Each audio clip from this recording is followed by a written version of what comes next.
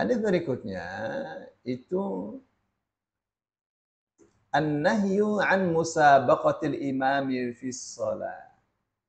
Larangan mendahului imam di dalam sholat. Pendek-pendek sih ya. An Anas bin Malik, dari Anas bin Malik radhiyallahu anhu, semoga Allah meridainya. Qala, ia mengatakan, shalla bina Rasulullah. Rasulullah sallallahu alaihi wasallam salat mengimami kita. Jadi untuk yang belajar bahasa Arab, kalau shalla bi itu artinya mengimami. Kalau shalla ala itu mendoakan atau menyolati, ya. Shalla bina Rasulullah. Rasulullah sallallahu alaihi wasallam salat mengimami kita dzata yaumin, pada satu hari. Falamma qada sholata aqbala alaina biwajhi. Maka ketika beliau sudah selesai salat, beliau menghadap kita dengan wajahnya. Sudah selesai salat, menghadap dengan wajahnya. Faqala, lalu beliau mengatakan, ayyuhan nas, wahai manusia, inni imamukum, sesungguhnya aku adalah imam kalian. Fala tasbiquni birruku'i wala bisujud. Maka janganlah kalian mendahuluiku dalam ruku dan sujud, jangan. Ya. Wala bil qiyami wala bil insaraf.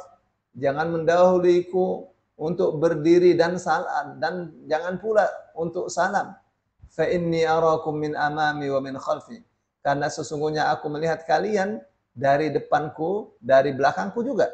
Summa qala, kemudian beliau mengatakan, walladzi nafsu Muhammadin biyadihi, demi Allah yang jiwa Muhammad berada di tangannya. Lau ra'aitum ma ra'aitu la dhahiktum qalila. Andaikan kalian melihat apa yang aku lihat, pasti kalian tidak akan banyak tertawa, akan sedikit, pasti kalian akan sedikit tertawa. Wala bakitum katsira, dan pasti kalian akan banyak menangis. Qalu wa ma ra'aita ya Rasulullah. Mereka bertanya, apa yang kau lihat ya Rasulullah? Ra'aitul jannata wan nara. Rasul mengatakan, saya melihat surga dan neraka. Baik. Bapak Ibu yang dimuliakan Allah, ini hadis yang mulia ini beberapa ya pelajaran pentingnya.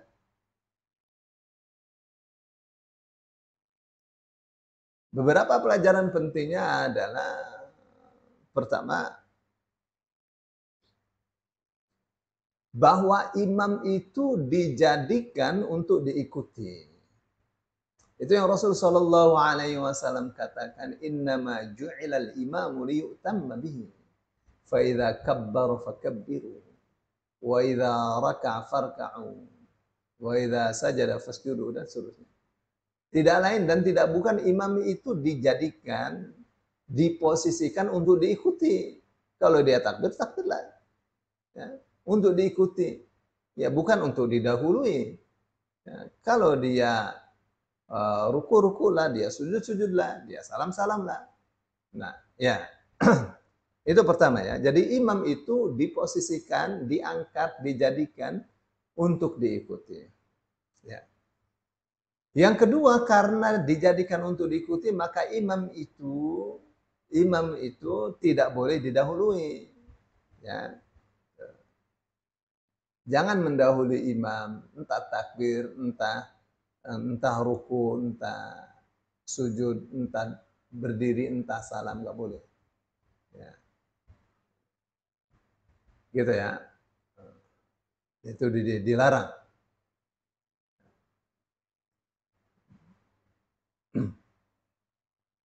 Yang ketiga, hadis ini menunjukkan bahwa Rasulullah Shallallahu Alaihi Wasallam itu sama sekali berbeda dengan kita. Ya, beliau bisa melihat dengan mata kepalanya, orang melihat apa yang ada di hadapannya, apa yang ada di belakangnya. Seperti di kepalanya nih ada mata, melihat yang di belakang.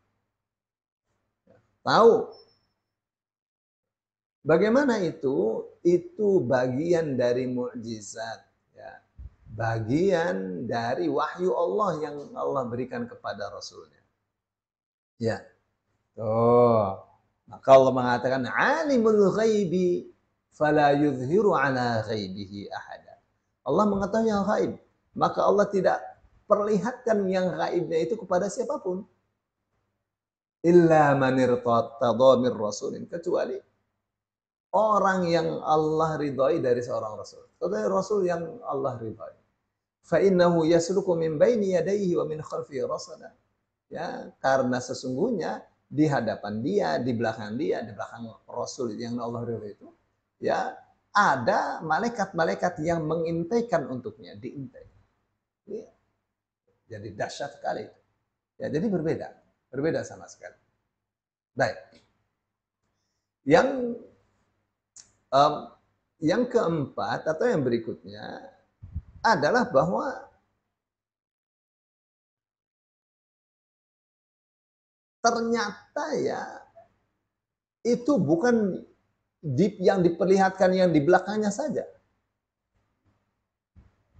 Yang gaib seperti surga neraka diperlihatkan. Dahsyatnya Rasul Shallallahu Alaihi Wasallam saat sholat itu melihat surga, melihat neraka. Itu yang bikin sholat itu khusyuk. Diperlihatkan oleh Allah surga, diperlihatkan neraka. Dan itu semestinya ya mental kita saat sholat. Ya, bukan saat sholat ingat apa nih? Nah, saat sholat ingat, waduh, ya ingat apa ini? Ingat ya macam-macam. Lagi sholat ingat barang yang ketinggalan, lagi sholat ingat ya punya janji belum ditepati, waduh, ya. Mestinya lagi sholat itu manceleng ya, manceleng. Kita ini sedang lapor, sedang pamer, sedang lapor kepada Allah Subhanahu wa Ta'ala. Layaknya orang yang lapor menghadap Allah. Seluruh badannya menghadap Allah. Apa yang dikatakannya adalah berkenaan dengan Tuhannya. Apa yang di dalam hatinya adalah apa yang diucapkan oleh mulutnya. Tidak beda. Nah, itu yang disebut khusyuk itu. Ya. Begitu sih mestinya ya. Bahwa kita itu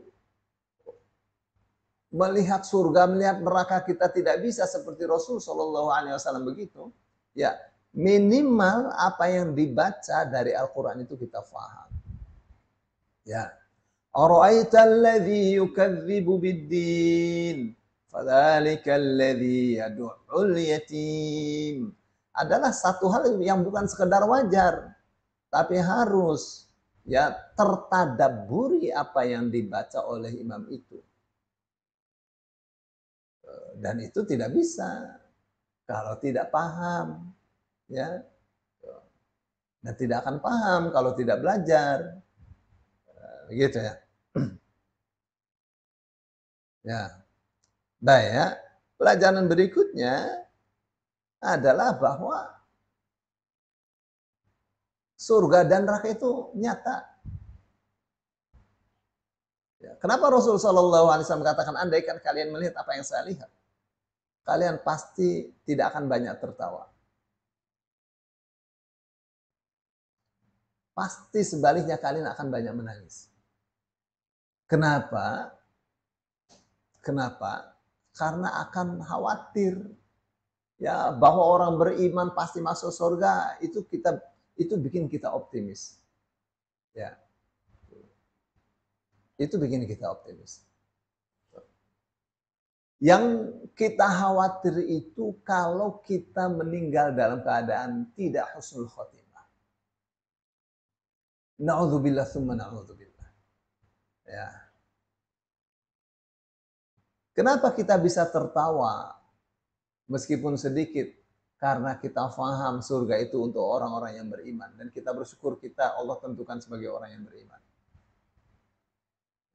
Kenapa andaikan kita melihat neraka kita tidak, kita akan banyak menangis.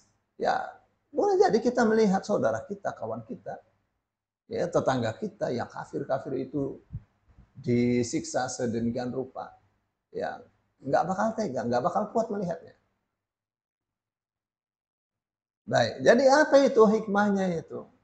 Ya, hikmah pentingnya dari yang Rasul Shallallahu Alaihi Wasallam katakan, manusia berhati-hati. Nih, sholat ini adalah wahana kita. Sholat ini adalah fasilitas yang Allah berikan kepada kita untuk kita bisa berdialog dengan Allah, untuk kita bisa mengadu kepada Allah. Aduh, ini banyak masalah, mengadu kepada Allah. Mengadu kepada Allah, Allah akan pasti Allah kasih jalan keluar. Ya, mengadu kepada Allah. Banyak hal-hal yang berat tidak bisa diselesaikan dengan sholat malam bisa diselesaikan. Dengan memperbanyak puasa, memperbanyak qiyamul lail, memperbanyak sholat-sholat sunnah. Ya, Allah bukakan itu. Ya, masalah-masalah itu terselesaikan. Allah selesaikan. Kenapa? Karena itu bagian dari taqwa. Wa may yattaqillaha yaj'al lahu makhraja wa yarzuqhu min haitsu la yahtasib. Siapa takwa kepada Allah, Allah kasih jalan keluar. Allah kasih rezeki dari arah yang tidak diduga-duga. Wa may yatawakkal 'alaihi fa huwa hasbuh. Ya, wa may yatawakkal 'ala Allah fa huwa hasbuh. Siapa yang tawakal menggantungkan hasil usahanya kepada Allah, maka Allah itu akan mencukupinya. Innallaha balighu amri. Sesungguhnya Allah urusannya itu pasti hebat sekali. Qad ja'alallahu likulli syai'in qadar. Allah telah jadikan segala sesuatu itu ada ukurannya.